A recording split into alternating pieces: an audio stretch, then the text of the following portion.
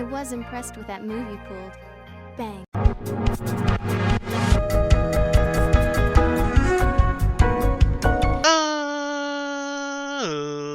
Ladies and gentlemen, boys and girls, children of all ages, it's me, it's G, it's Double MD, the undefeated, undisputed YouTube champion. That's right, it's the Maverick, Mark Daniels, here with our top 10 favorite anime of all time, at least as of 2021. I mean, if I redo this list 5 years from now, if I watch more anime and things move up this list, maybe we'll change things around. Maybe not the top of the list will probably still be there somewhere, but maybe near the bottom things will kind of rotate out and maybe some new anime will take over. But I do want to give a quick disclaimer. This is just my personal favorite anime. This isn't me saying these are the best 10 ever of all time. So relax when One Piece isn't on this list. It's fine. You can still think One Piece is the best. I haven't seen One Piece. So that's another disclaimer is I haven't seen every single anime ever. I haven't. There's a lot of major ones I haven't seen. Some that I plan to see. Anime like JoJo. I haven't seen JoJo's Bizarre Adventure, which I do really want to watch at some point. I just haven't done it yet.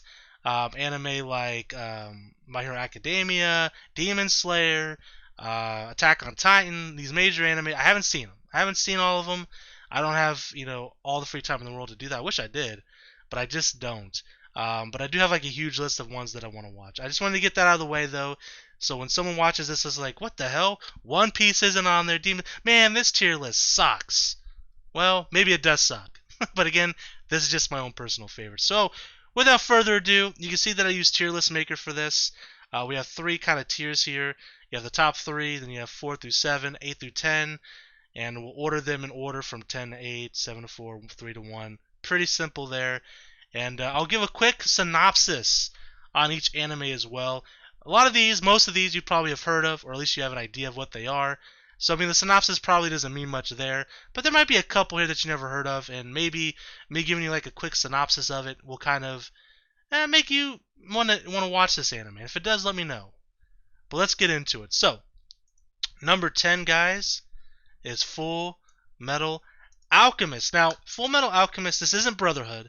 I haven't seen Brotherhood. It's another anime on my long list that I need to watch, that I do want to watch. And I know from pretty much anybody I hear talk about Fullmetal Alchemist, they prefer Brotherhood over the original Fullmetal Alchemist. But I haven't seen it yet, so I can't really compare.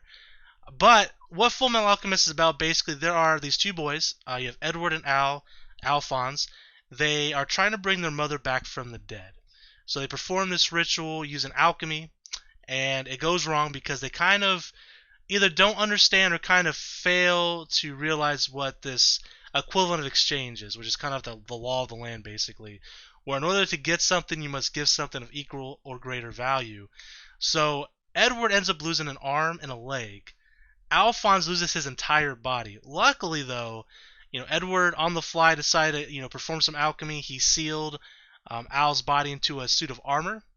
So if you ever seen like a picture of Fullmetal Alchemist, you'll see like a boy in like a suit of armor. The suit of armor is his brother, who's basically bounded to this armor basically because, well, he lost his body during this ritual. And they're looking for this thing called a Philosopher's Stone, because basically the Philosopher's Stone is an item that they can use to get around that equivalent exchange, and they're going to try to get their bodies back to normal. And that's pretty much what the anime is kind of centered about. And of course there's more that goes into it, more stories kind of develop out of it, more characters get introduced, but it's really good. I definitely recommend checking it out. Number 9 is Inuyasha. So Inuyasha is a very fun anime. It's filled with like demons and like creatures of that ilk. Basically, it's about a girl named Kagome who's 15 years old. She lives in a shrine with her family. This shrine has like it's shrouded with tons of history from the past. Well, somehow, some way, Kagome gets sucked into this well, and basically goes back into the past, like old school Japan. No technology exists or anything like that. And basically, she finds out that she's this reincarnation of this priestess who had died, I think, like 50 years before this kind of era takes place. She accidentally releases Inuyasha, who's this demon, and he was sealed away by the priestess that Kagome is the reincarnation of Kikyo. So they have a bit of a past. because he was after this thing called the Shikon Jewel, which happens to be inside Kagome, ends up getting released, and then ends up bursting into a million pieces. So in order to stop the jewels to go into the hands of evil, Inuyasha and Kagome reluctantly kind of team up to get all the shards, because these shards can possess great power. So it's a very good anime. It's got a bit of a love triangle thing going on in there. I don't want to spoil too much, just in case you haven't seen it, but it's really really good. I definitely highly recommend it.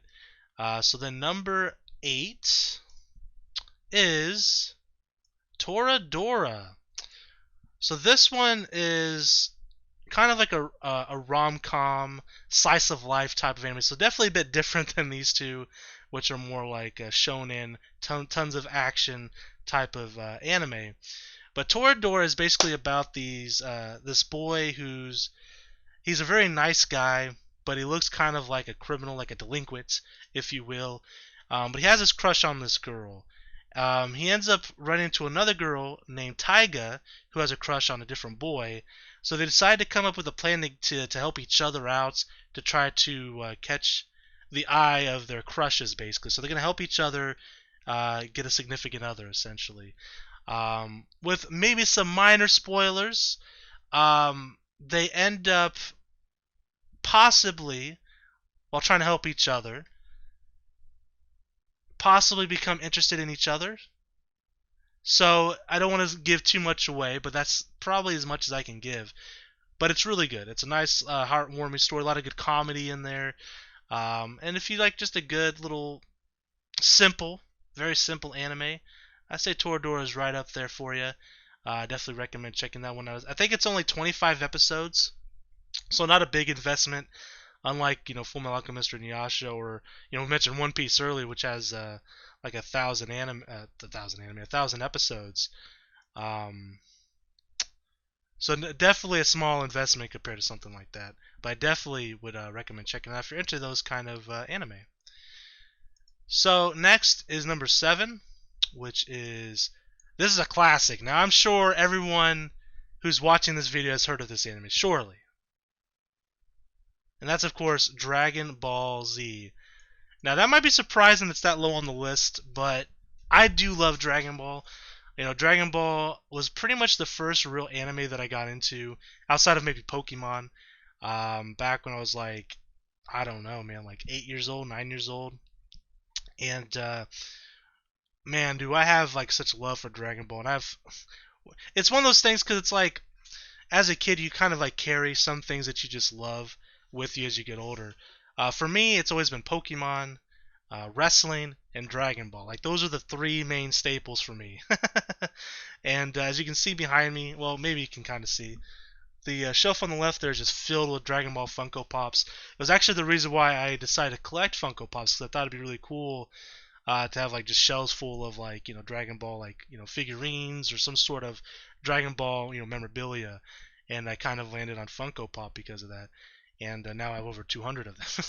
But that's beside the point. So Dragon Ball Z. So I guess, even though I'm sure you've heard of it, or at least have an idea of what Dragon Ball Z is, since I'm giving a synopsis to everything else, I guess I will for Dragon Ball Z as well.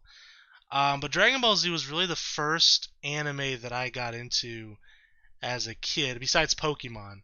And it really like kind of started my path into loving, anime.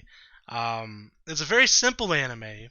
It's a shonen style anime where basically the main character will get beaten down, until he can find a way, whether with help from friends or somebody else, or he gets a new transformation or something, and ends up finding a way out of the situation and ends up ultimately winning the battle. That's pretty much as a generic as a shonen can be, really. But the story of Dragon Ball Z starts off with about, I think, 4 years after Dragon Ball ended, the original, where Goku's a kid. And it starts off with Goku and his son, Gohan, I believe, who's about 4 years old, travels around to meet his old friends from the past. And he introduces them to his son Gohan. As he's doing this, a man shows up with long black hair by the name of Raditz. Claims that A, Goku's not his real name. His name is Kakarot. B, he's an alien from a different planet. He's a Saiyan. C, he's Goku's brother. D, he was supposed to destroy this planet but didn't, and he wants to know why he didn't do it. And then he snatches up Gohan and runs away. And so then Goku has to team up with his old rival Piccolo and basically try to take down Raditz and rescue Son Gohan, which kind of kicks off a whole series of events from there. I'm not going to go into full details just because you haven't seen it, but it's really good. I mean, Dragon Ball Z, like I said, is a very simple anime. There's some great character growth in the anime, especially with Gohan, his son. Really, Dragon Ball Z is pretty much centered, at least for me, in my mind, is really centered around the character growth of Gohan and Vegeta. Vegeta, I won't really talk about like in detail who Vegeta is, but I mean, you know Dragon Ball, you know who Vegeta is. But really, that's what it comes down to me. Goku, you don't really see a whole lot of character growth from him, even though he is the main character in Dragon Ball Z. You see a little bit near the beginning, but you don't see like the Dragon Ball Z story for me isn't really about Goku. It's really about Gohan, and you can really tell that, especially in certain sagas like the Cell Saga, and that's not really a spoiler saying that, the Cell Saga or like the Buu Saga, even you can see a lot of character growth. You really see the character growth of Goku and Dragon Ball, the series before this. So you don't really see a whole lot of character growth for Goku. The stories and the story for Dragon Ball Z is not complicated. If you're looking for something with a little bit more depth, Dragon Ball Z is probably not it. But if you just want like a really simple anime that's just good, just a lot of fun to watch, Dragon Ball Z is definitely worth the watch. If you haven't seen it already, again, it's probably one of, if not the most, popular anime, at least in North America of all time. It's actually the reason why I began collecting Funko Pops. If you look behind me, the one on the left has a ton of Dragon Ball ones. I have like 60 to 70 Dragon Ball Funko Pops. It was the reason why I started, because I thought it'd be really cool to have like some sort of like a shelf full of like Dragon Ball Z figurines or memorabilia. But man, it started my Funko Pop addiction. It really did. Now I have like over 200 Funko Pops, but that's beside the point. Dragon Ball Z is really good. I have fond memories of Dragon Ball Z. It's as a kid, for me, I think for a lot of people, as you get older, you kind of still carry your love for certain things with you, right? For me, it was always Dragon Ball Z, Pokemon, and wrestling. And then along the way, I picked up other things that I've loved as well. And those are probably the biggest ones for me that I love. I have too much information in my brain on on these topics as well. Like my brain just feel like I won't be able to tell you certain things, but man, you ask me anything about Pokemon, I'll talk to you for hours. So it's just one of those things. But yeah, love Dragon Ball Z. I know it's pretty low on the list, which might be surprising to others. But like I say, when you look at it from an anime perspective, it's a very simplistic anime. There isn't a whole lot of depth to it. And as I've gotten older, having a little bit more depth or anime that kind of gives you a little bit more feeling is more important to me than nostalgia to a certain extent. But that's okay. We're gonna move on to number 6, which is, and this should be no surprise to anybody that this is on my list at all, by the way. But maybe they'd expect this to be a bit higher, but we'll see. We'll get there when we get there. But number 6 is Love Live School Idol Project.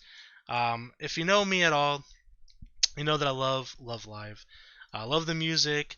I love Japanese music in general. In fact, that's pretty much all I really listen to is Japanese music. Not just Love Live stuff, but I listen to a lot of like J-Idol groups. But if you look behind me, you might be able to see a couple wall scrolls there. I got one from Love Live, one from Love Live Sunshine over there, which, is just a big fan, right? And basically, this anime, and it is a music-centric anime, bit of a slice of life as well.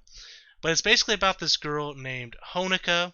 She loves her school, but unfortunately, her school is going to close down because of lack of applicants. People don't want to come to the school. So she's trying to figure out a way to bring people to her school and to save her school from closing down.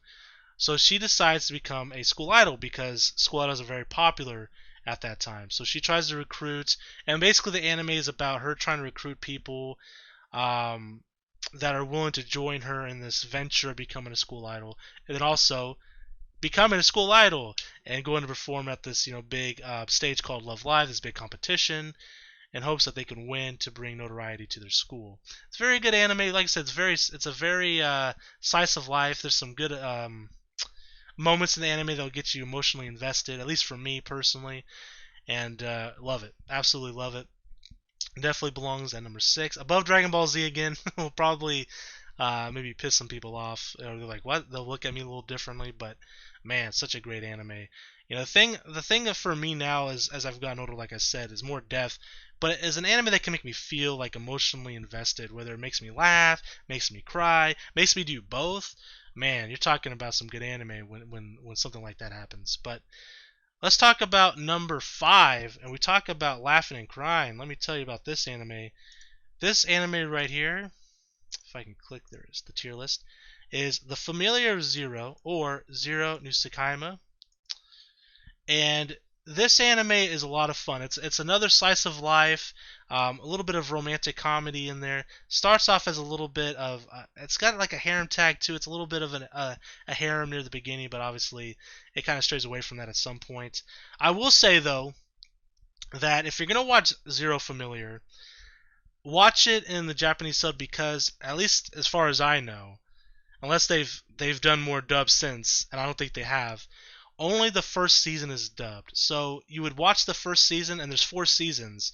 Then you would watch the other 3 seasons in subbed, and I didn't like the idea of that personally, so I just watched it all the way through subbed, and it was very good sub. But basically, this anime, it's about a girl named Louise.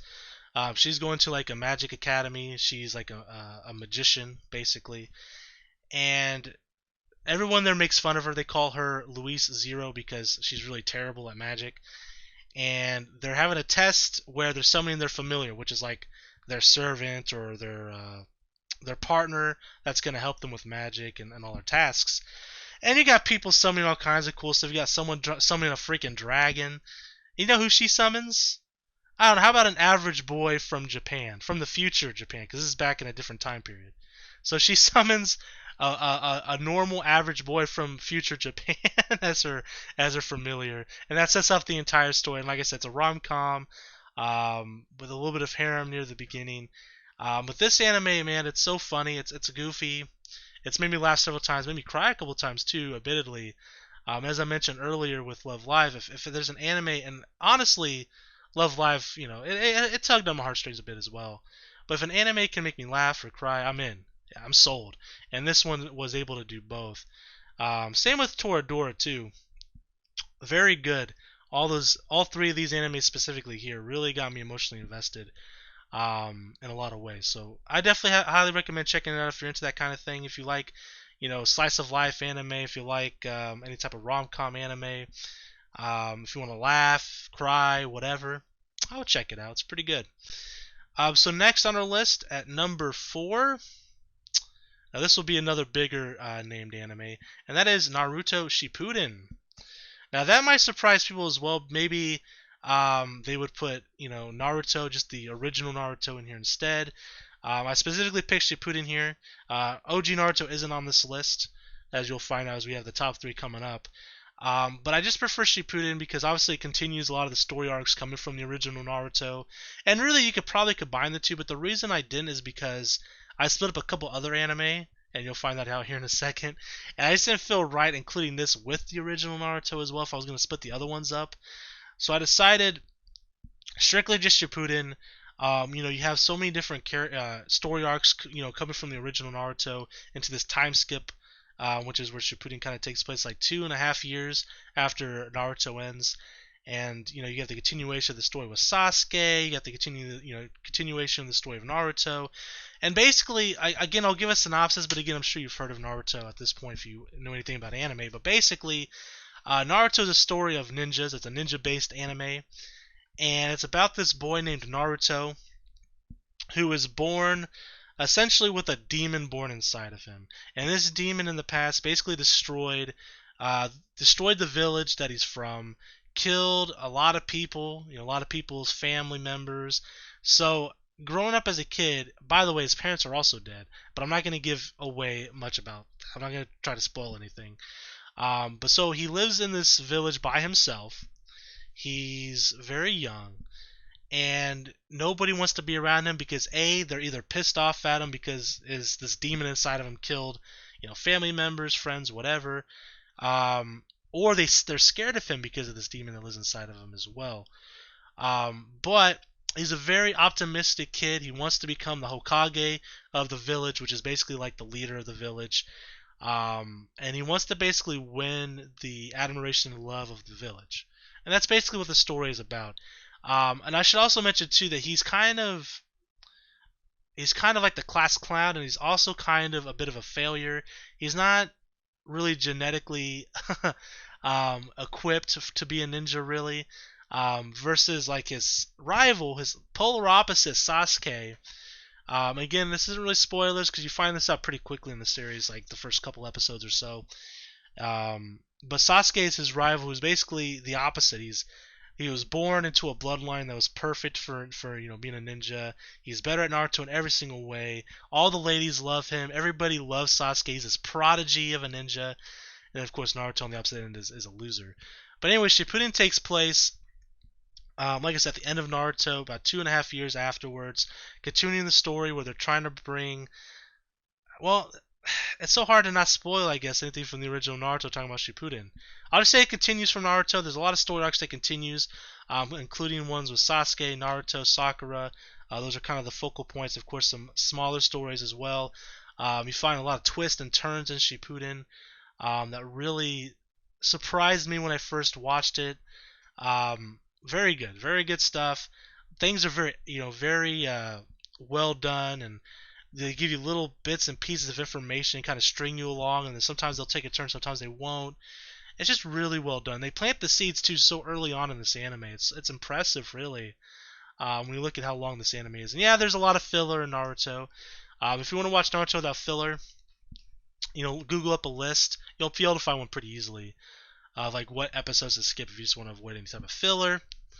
Naruto is infamous for that, but overall, it's such a great anime. Great action, great story, good comedy, and there are some moments in the anime that do give you emotionally involved. You will, as long as you don't get spoiled, because if you get spoiled, maybe it'll kind of ruin the effect, but you will get, teary-eyed. Maybe you'll cry. I mean, for me, I definitely did in certain parts of the anime. I won't explain which ones exactly, because I don't want to spoil it, but it's really good, man. Really well done.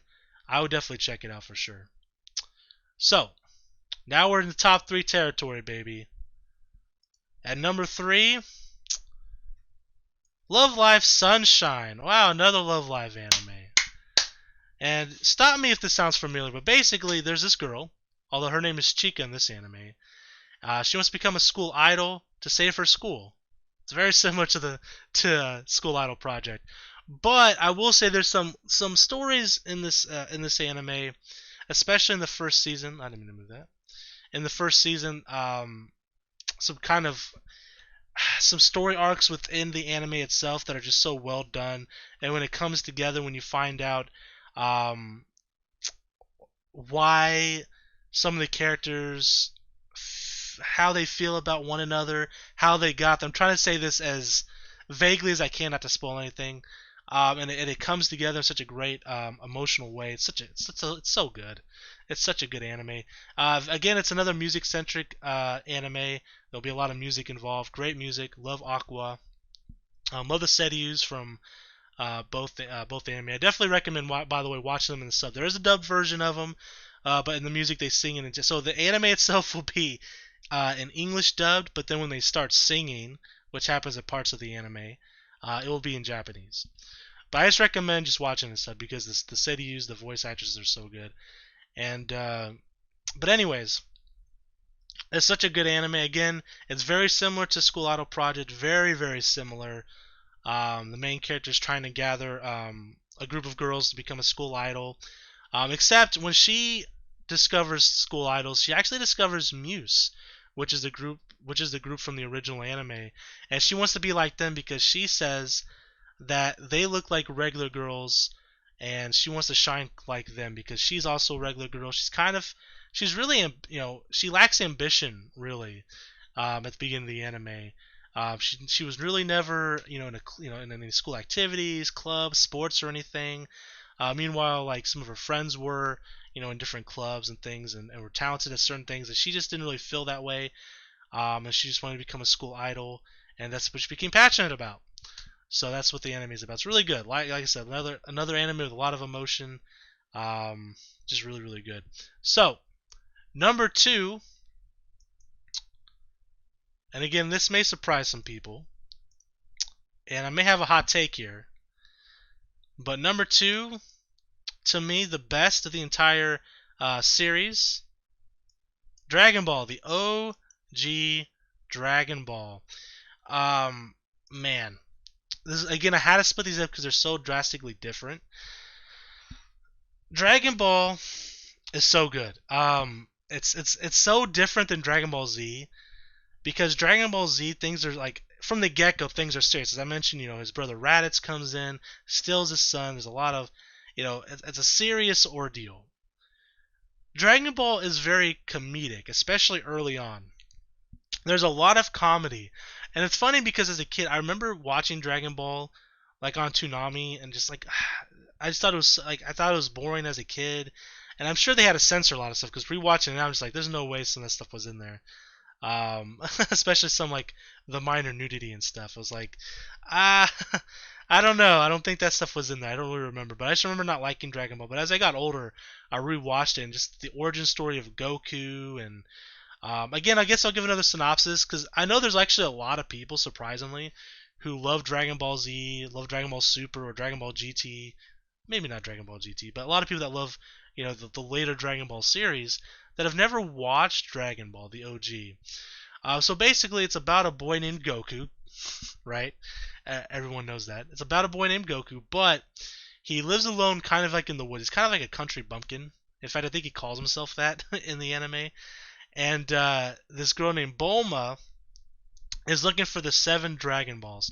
Basically, when you collect all 7 Dragon Balls, you can make a wish. And that's basically what Dragon Ball is all about at the end of the day. And so she's looking for these Dragon Balls because she wants to wish for a boyfriend. That's basically what she wants. She runs into Goku because he has a Dragon Ball that his adopted grandfather Gohan gave him before. Well, didn't really give him. I guess he died.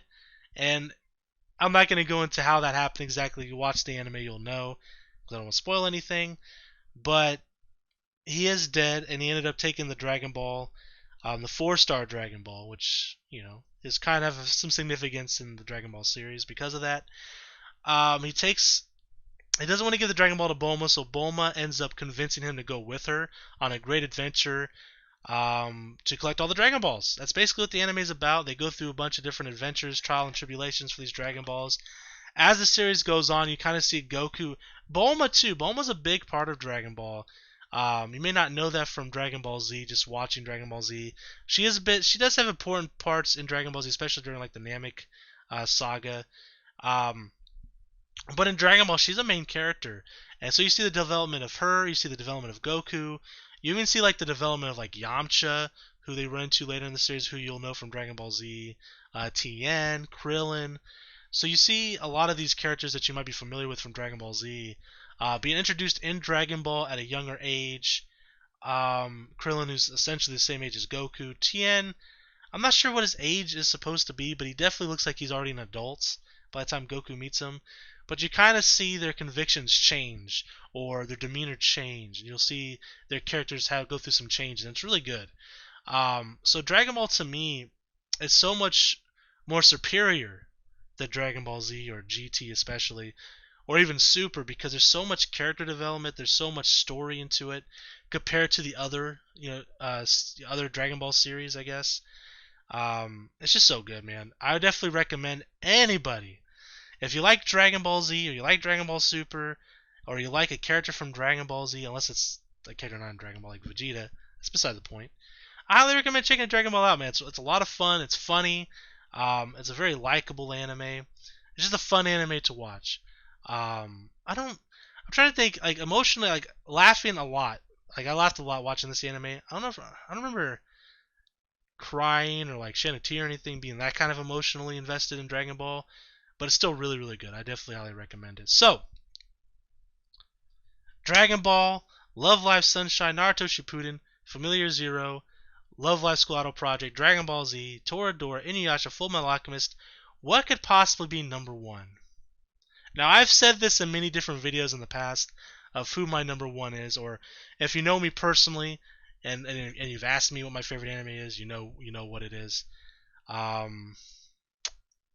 It is, of course, Yu Hakusho. So let's talk about Yu Hakusho for a minute. So I am going to talk about more than just a synopsis because I love this anime. This is how I love to explain what this anime is because it starts so interesting, right? It starts in such an interesting way. So if you want to avoid any type of spoiler, I'm not really spoiling much. It's really just from the first like episode and a half, maybe first 2 episodes really. There's 200 episodes, so there's obviously way more to watch. But I just want to briefly explain to you guys like what this anime is all about and how it starts out. So, Yu Hakusho is centered around this character named Yusuke. He's I think he's 14 years old. He's a middle schooler, and he's kind of a deadbeat. You know, he doesn't really attend school a lot. He kind of skips school. He gets in a lot of fights. His mother's an alcoholic. He doesn't really seem too interested in his life. And he kind of really feels like nobody really cares for him, right? Like he feels out of place, essentially. But there is one character that does care about him. That's Keiko, who's this girl. Actually, you see her in my intro all the time. Really, this shouldn't be a surprise that this is my favorite anime when you see my intro all the time. But anyways, basically, she's always on to him and nagging him about trying to get his life back together. He needs to show up to school more. You know, needs to clean himself up, basically. But Yusuke ends up leaving the school. He starts walking. And he sees this little kid playing with a ball, and the kid he's playing with the ball in the streets, and Yusuke basically scolds him and says, "Hey man, you can't be doing that. You can get hit by a car." Well, as Yusuke's walking away, here's the ball bouncing. It gets into the street, and you see this car just speeding down the street, heading towards the kid. Now Yusuke is a very selfish kid, right? He's doesn't go to school. He's a loser, cares about himself. That's what people perceive him to be, anyways. Well, he turns around, jumps, and pushes the kid out of the way, gets hit by a car, and dies. Yusuke's dead. That's the start of the anime. Yusuke's dead. And he dies. He sees his lifeless body on the ground. Basically, he's a floating spirit. And Botan, who's basically like the Grim Reaper, shows up and basically tells him that, well, he wasn't supposed to die. No one in a million years would have thought he would have done something like this. And basically, actually, the boy would have been okay. He would have gotten like a scrape on his knee or something. Something very minor. So Yusuke basically died for nothing, which is kind of comical in a way. So Botan then offers him a chance to get his life back, since they're not really ready for him in the spirit world. Well, Yusuke kind of denies it, basically says, I'll just be a ghost, who cares? No one cares about me anyways. So they go to his funeral, and while he's at the funeral, he sees, his mom's crying, she's a mess. His rival, Kuwabara, a guy that he gets in a fight with all the time, he goes in there, he's in tears, he's crying, saying that basically he's supposed to be here to fight him, kind of showing his way of grieving. And of course, Keiko comes in, and, is a mess as well, crying her eyes out. And Yusuke then realizes, oh wow, people actually care about me. Okay, so he ends up taking the deal, and I won't go into detail, but he has to go through some trials, and if it's successful, he'll come back to life. So definitely check it out, man. It's really, really good. And obviously, there's more to the story than that. It's 200 episodes long, so there's a lot that goes into a lot of emotional scenes. Just such a great anime, especially like the Dark Tournament, saga. So good, so good, man. I highly recommend checking it out. But yeah, guys, that's my top 10 anime. Let me know in the comment section below what your favorite anime is. Does your favorite anime make it on my personal list? And maybe what's an anime I should watch? One that I haven't seen. As I mentioned at the beginning, there's quite a few I haven't seen. A lot of the bigger ones I haven't watched. And I will watch some of them. Some of them don't really interest me, if I'm being honest. Like Attack on Titan, I'm sure it's good, but it's not really up my alley personally. But maybe I would like it. I don't know. I'd have to watch and see. But yeah, just let me know what your favorite anime is. And guys, as I do at the end of these tier lists or ranked videos, I tell you what's coming next week. And next week will be a fun one. It's going to be all the Pokemon in Pokemon Coliseum. Ooh. I'll be ranking them from my favorite to least favorite, so look forward to that. But until then, I am the Maverick Daniels, bidding you farewell, peace, and one love. Bang!